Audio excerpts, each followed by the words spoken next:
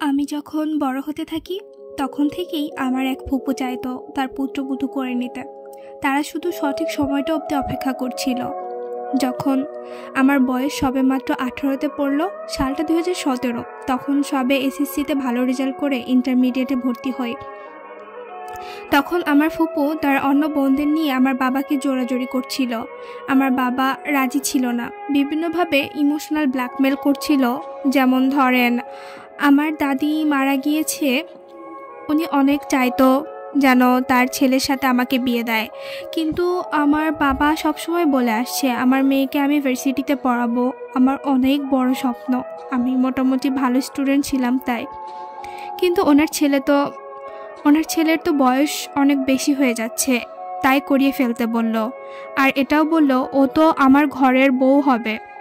শুধু তাই নয়, আমার ভাইয়ের মেয়ে, ওর যত দূর অবধি পড়াশোনা করতে চায় তত দূরও করাবো, সমস্যা নেই, সর্বোচ্চ সাপোর্ট পাবে। একসময় সবার চাপাচাপিতে আব্বুও রাজি হয়ে যায়, কিন্তু আমি রাজি ছিলাম না। আমার বাবা আমাকে না জানিয়েই তাদেরকে কথা দিয়ে দেয় উনি বিয়ে দেবেন। ওনার এই বিশ্বাসটা ছিল ওনার বাধ্য মেয়ে ওনার কথা ফেলবেন না। তারপর যখন আমাকে জানানো হয়, আমি খাওয়া দাওয়া ছেড়ে দিই। যখন সুযোগ পায় আব্বুকে পায়ে পড়ে কান্নাকাটি করতাম যেন আমাকে বিয়েটা না দেয়, কিন্তু আমার বাবা এক কথার মানুষ। উনি বলে আমি কথা দিয়ে দিয়েছি, এখন আমি না করতে পারবো না। তখন সবাই শুধু বলেছিল ভালো হবে ভালো হবে, কিন্তু আমি তখন বিয়ের বও বুঝি না, কারণ আমি বিয়ের আগে প্রেম বিষয়ক এসব ব্যাপারে অনেক দূরে থাকতাম। তার উপর আমি ইন্ট্রোভার্ট। আমি অনেকের সাহায্য নিতে চেয়েছি, সবাইকে হাত জোর করে হাতে পায়ে পড়ে অনুরোধ করেছি যেন বিয়েটা না দেয়। সবাই শুধু বলে আমি আমার ভালোটা বুঝতে পারছি না, এক সময় বুঝবো, তাই তারা দিচ্ছে। অবশেষে আমার বিয়েটা হয়েই যায়। বিয়ের একদিন পরেই ছেলে চলে যায়। সে বিয়ের জন্য ছুটি নিয়ে অফিস থেকে আসেনি, তাই এর ঠিক 2 দিন পর একটা কল আসে আমার ফোনে। ওপাশ থেকে একটি কণ্ঠজড়িত কণ্ঠে একটি মেয়ে বলে তাদের নাকি 7 বছরের রিলেশন। তারপর ওনাকে আমি শান্ত করি আর ওনার কাছ থেকে সব ঘটনা শুনি। উনি আমাকে কথায় কথায় এভাবে বলল এই 7 বছরে 7,000 বার ফিজিক্যাল রিলেশনশিপ হয়েছে তাদের, এবং একাধিকবার গর্ভধারণ করেছে। আবার ওই ছেলে তাকে অনেক বুঝিয়ে শুনিয়ে সন্তান নষ্ট করিয়েছে। উনিও ওনার মান সম্মান। শুনে আমার মাথায় আকাশ ভেঙে পড়ল। এক হলো বিয়েটা আমাকে অনেক জোরাজোরি করে দিয়েছে, তারপর এসব কি শুনতে হচ্ছে।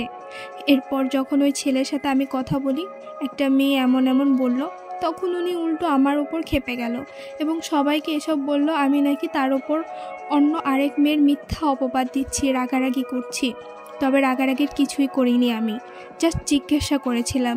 তারপর ওনার কথায় সবাই আমাকে শাসাতে লাগলো, কেন অন্যের কথায় কান দিচ্ছি। তারপর ব্যাপারটা এখানেই শেষ।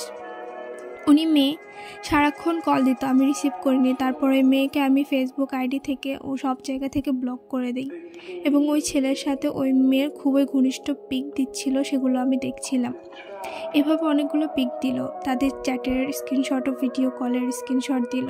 এগুলো যখন ওনাকে পাঠালাম, উনি উল্টো বলল ছেলেরা এসব করেই। আমার মা বাবা এসব দেখার পর বাকরুদ্ধ হয়ে গেল। তারপর ওনারা মান সম্মানের ভয়ে বলল ঝামেলা করিস না, বিয়েটা হয়ে গিয়েছে, করতেই হবে। বাহ, কি সুন্দর কথা, তাই না? যার সাথে জোর করে বিয়ে দিল তার প্রতি ভালোবাসা জন্মানোর আগেই এসবের সম্মুখীন হলাম, আবার এসব মেনে নিয়ে সংসারও করতে হবে।